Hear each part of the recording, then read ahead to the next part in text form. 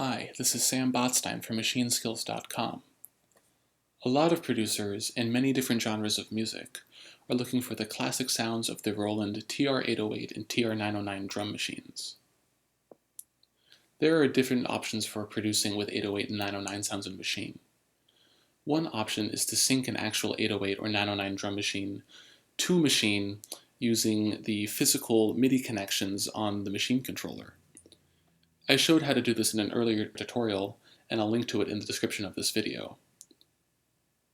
A second option would be to try to recreate the circuits of the 808 or the 909 in a synthesis environment like Reaktor, and I'll provide a link to tutorials on how to do that as well. However, a third option is to use sampling. This is what Wave Alchemy decided to do in creating their product Transistor Revolution. They decided that using sampling rather than digital synthesis or some other method would be a better way to faithfully recreate the drum machines. I'm glad they made this choice because this provides a really convenient and inexpensive way to use 808 and 909 sounds in Maschine, and it's probably the most faithful computer-based recreation of the drum machines I've ever heard. It runs in a contact library that uses a very large number of samples. The 909 kick drum uses almost 10,000 samples alone. In addition to just sample content, they've built in a sequencer that is very faithful to the original Rhythm Composer style sequencer found on the 808 and 909 drum machines, and they've built in many features of contact, such as different playback engines or sampling engines, emulations. To get up and running with Transistor Revolution, all one has to do is to drop an instance of Contact or the free Contact player on a pad and machine. Then, if you press pad mode and then the second button to go into keyboard mode, you'll immediately be able to play the individual sounds of the 808 and the 909 drum machines. In this Mark II update to Transistor Revolution, Wave Alchemy has combined all the separate instruments, the bass drum, the snare drum, and so on, into a single contact instrument for the 808 and the 909 respectively. They've also provided multis, which are set up ahead of time to provide individual outputs for the individual voices on the drum machines. We'll use this later to do some processing, but it's very easy to set up. Essentially, all you have to do is load the multi, and then in Maschine, you can hop into the channel strip and choose these individual outputs as the inputs for different pads. Here I have the kick, snare, and many of the other sounds routed to their individual pads, which provides us an easy way to mix. If we take a look at Maschine's mixer, we'll be able to see the individual notes in the sequence show up on their own faders as they're in their own sounds or pads.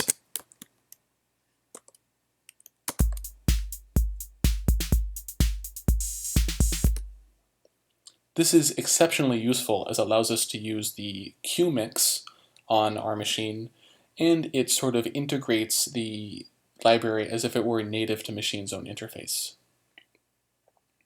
However, Transistor Revolution has a mixer all its own, which is useful in and of itself. We can actually use these in tandem with one another.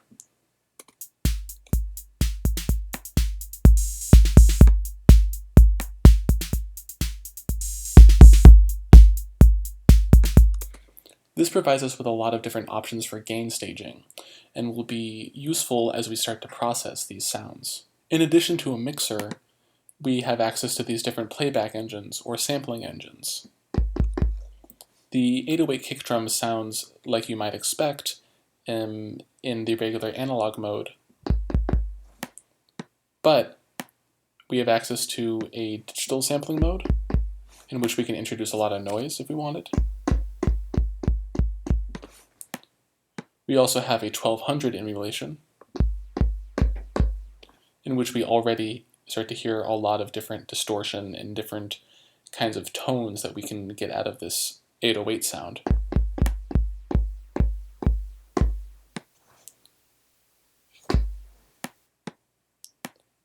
And finally, we have an MPC-60 emulation.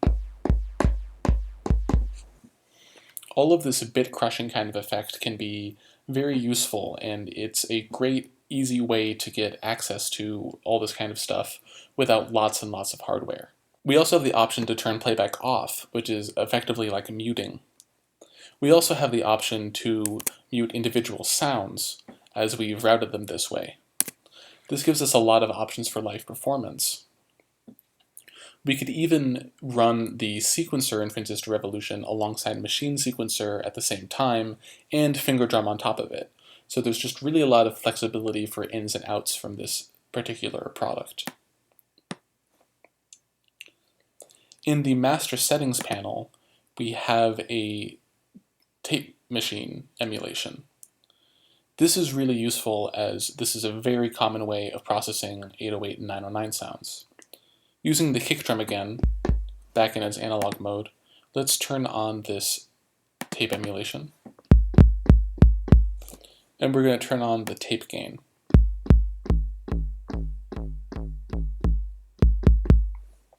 It's really nice at subtle settings, and at extreme settings it's a totally different sound.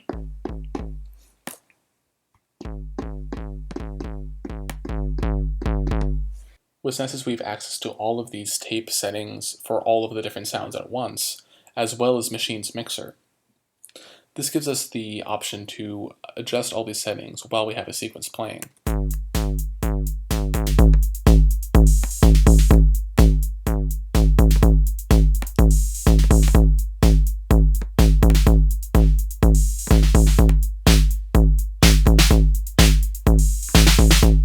Let's turn these back now, just for a second, so we can look at some options for processing within Maschine software. If we look at our 808 kick, I have this saturator here which is not turned on. Once we turn on the saturator, we'll have access to Machine's different modes of saturation. In the classic mode, we get a very similar effect to the built-in tape effect in Transistor Revolution.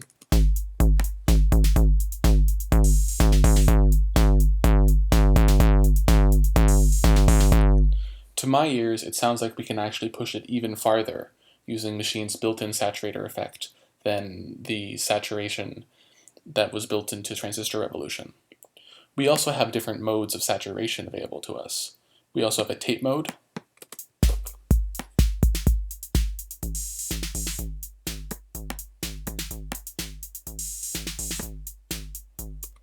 the tape mode and this tube mode have a lot of nice sweet spots.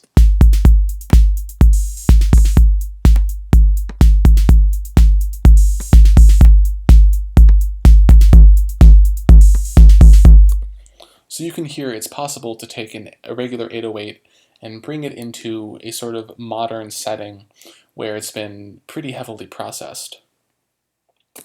If we turn the saturator back off just so we can work on the snare, I find that 808 snares are a good opportunity to use slightly unusual effects. If you're producing in a style like dubstep, which is sort of a halftime feel, and you get half as many snares as you would in like a house track, it is really useful to use some of the more unusual effects, or the effects that you might not think would be the best. So here I'm going to introduce a high-pass filter first.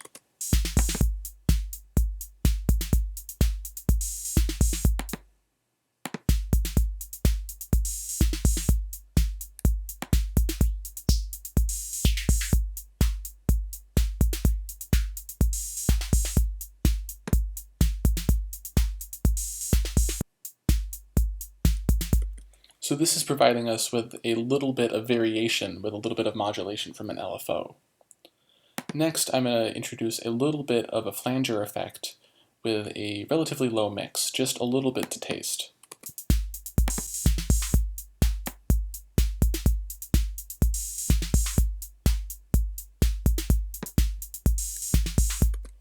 Finally, the ice verb effect is very nice on 808 snare drum sounds.